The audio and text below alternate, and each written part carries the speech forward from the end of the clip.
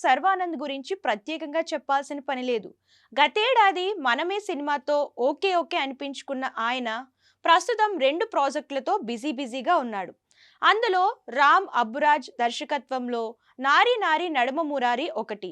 ఈ మూవీలో young beauty Samyuktha Menon, Sakshi Vaidya హీరోయిన్లుగా నటిస్తున్నారు. AK entertainments, adventure international limited banners పై అనిల్ సుంకర, రామ్ బ్రహ్మం సుంకర నిర్మిస్తున్నారు.